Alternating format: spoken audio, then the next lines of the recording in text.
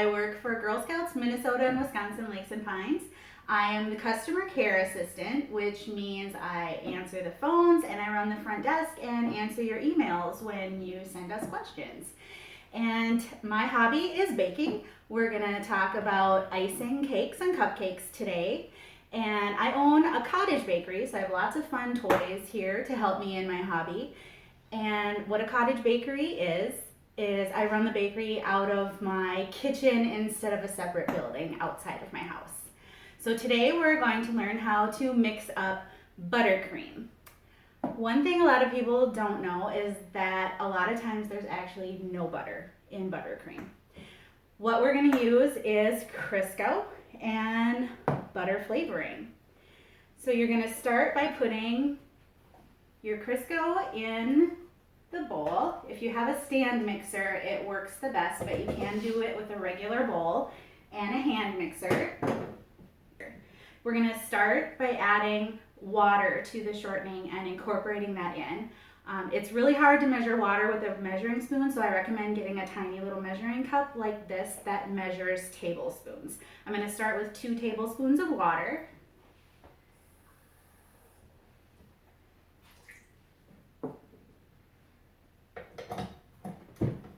And you don't want to go too fast because the water will splash. Because we all know that water and oil don't mix. We're really just incorporating the water into the Crisco. It's not going to dissolve like sugar would. If you go too fast, it will splash out of the bowl. You can maybe see it a little bit. So you're going to be able to still see droplets of water in the bowl with your shortening when you have it mixed.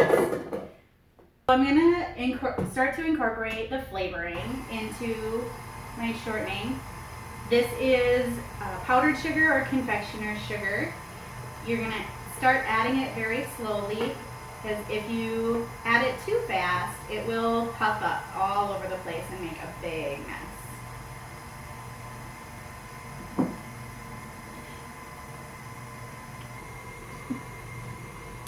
Alright, so you can see that this is really thick.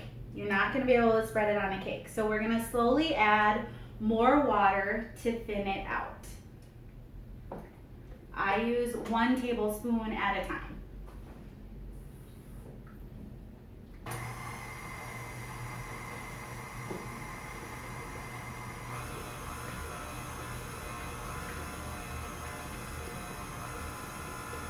And the last ingredient I add is called meringue powder. You don't have to add this in, but what meringue powder does is it helps floof everything all over. And it helps your icing harden up just a little bit. And that's helpful when you start making the decorations like borders and flowers.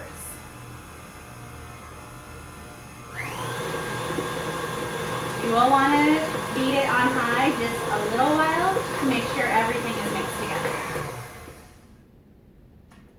Now we're going to test the consistency, how thick it is. Icing is in 3 categories: thick, medium, and thin. And you almost always want medium. The thick is going to be only for piping roses, which will be later on in this series, and thin is only used for when you're writing messages on a cake. So I'm going to get a cup and show you how to test for consistency.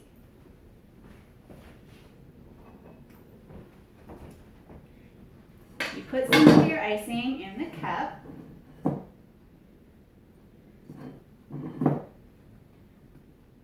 And this is called an offset spatula.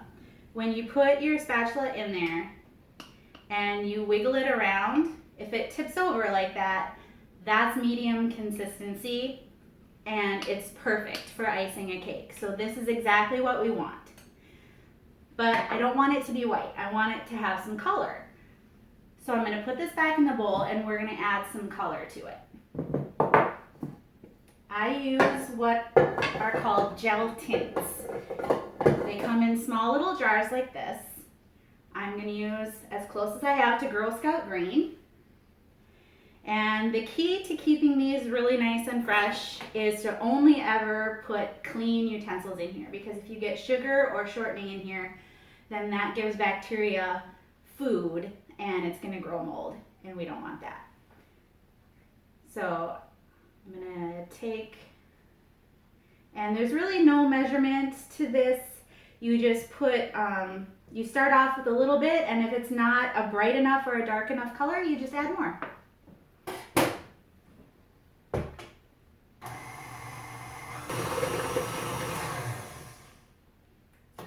Okay, nice and green. So we do have a little bit of white hanging out in there, but that'll get mixed in. So the next thing I'm gonna teach you how to do is to fill a piping bag. Now, if you don't have piping bags, that's okay, because I'm gonna show you how to use a Ziploc bag as well. This is a piping bag, and you start out by cutting the tip off so the icing can come out the end.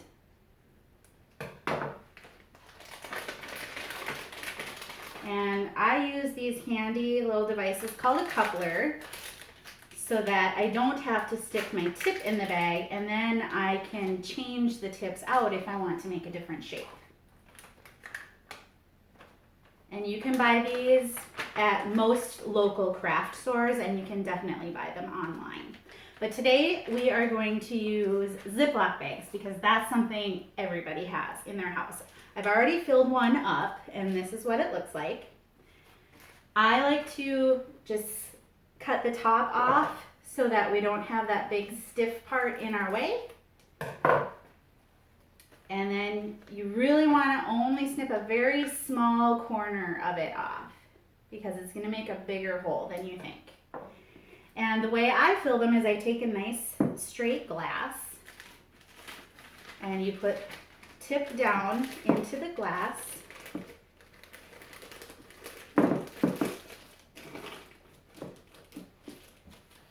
And then you can take your skinny spatula and fill the glass. I didn't get this mixed up very well, so we're going to have some white streaks in here, but that'll look kind of cool.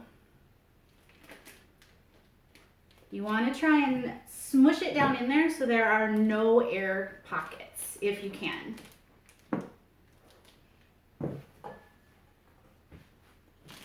There we go. And see, it didn't get down to the tip. So what I do is I take a flat edge, which I use my bowl scraper. I use the handle side of the bowl scraper to move all the icing down into the tip of the bag.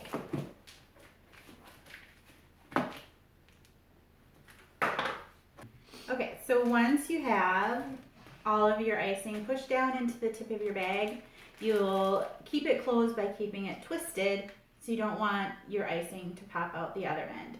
So before we use these, I'm gonna go get our cake out of the fridge and we're gonna switch over to icing a cake.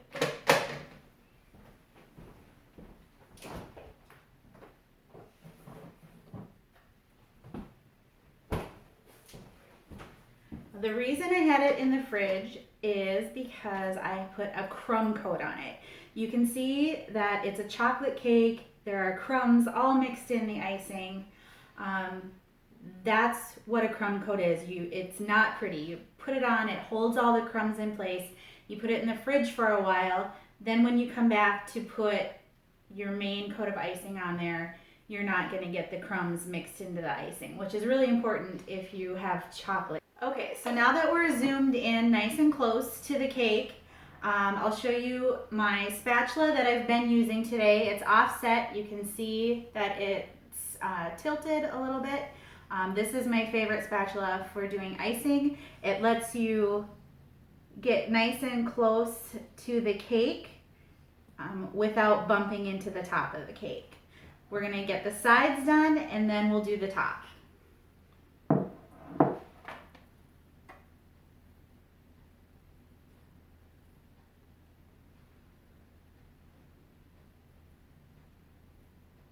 As you're adding the icing, don't worry about getting it too thick because we want to make it nice and smooth to cover up any bumps that might be in the cake.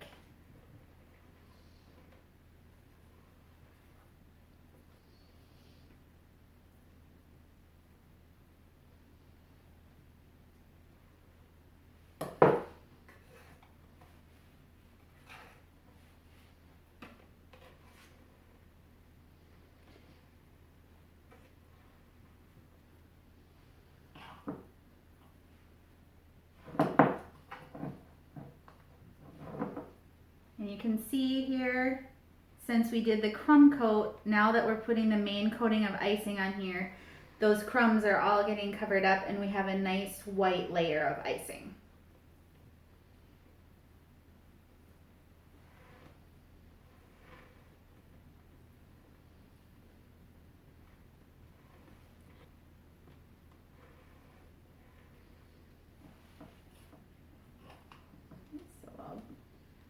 Get the edges where we can still see a little bit of the cake. Oh, I got some crumbs in there. Let's see if we can cover them up.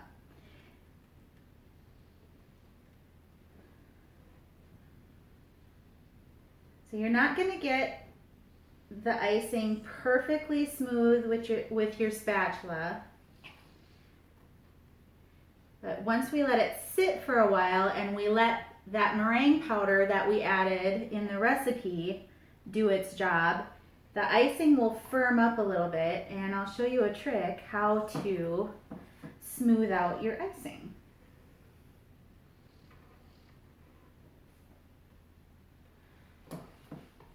Okay, so we're going to set this to the side and let the icing firm up a little bit.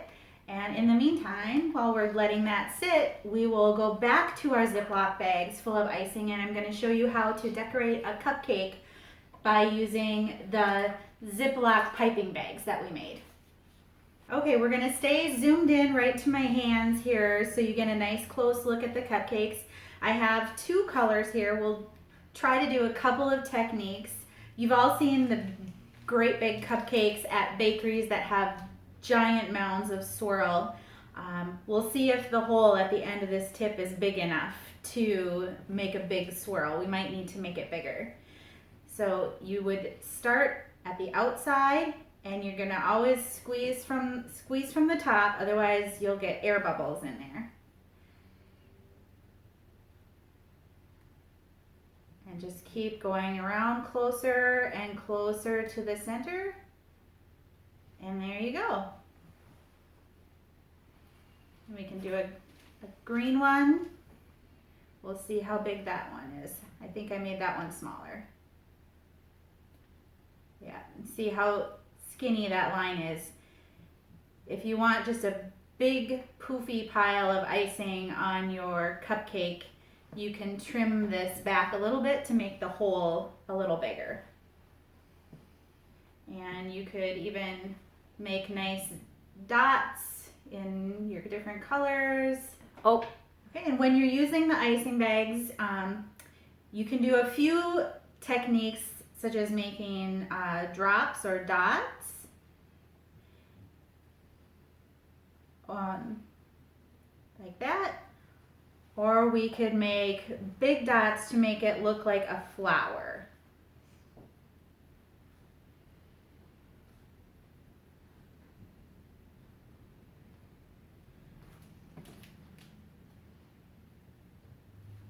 And that's all you need to make a flower on your cupcake. Okay, so our cake has sat for a little while and the meringue powder has done its job. The way you test that is you just lightly touch your cake and you can see there's no icing on my finger. That means it's ready to smooth out. And what you'll need is a paper towel. You want a nice smooth one with no pattern. And you're gonna lightly press it up against your cake to smooth out the marks where the spatula left lines. You can see there are lines here. We're gonna smooth them out. And there you go. And you can do it for the top as well.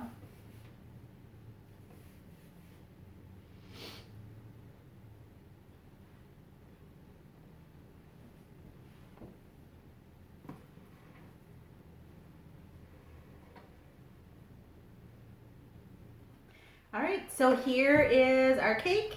It's all smoothed out. If you're looking really closely, you can see that we did end up with a few crumbs that are still showing through the icing. You'd be able to fix that by adding more icing on top and covering them up, and then waiting again and smoothing your icing again. Otherwise, we're done and it's ready for more decoration. While I was off camera, I did a few more cupcakes. You can buy sprinkles at any grocery store. Makes it a lot of fun. I also cut the tip a little bigger in our Ziploc bags. You can get a nice big pile of poofy frosting there. These are the ones we made together. You can try your hand at patterns or polka dots. You can do all kinds of fun things with your cupcakes. Just have fun doing it.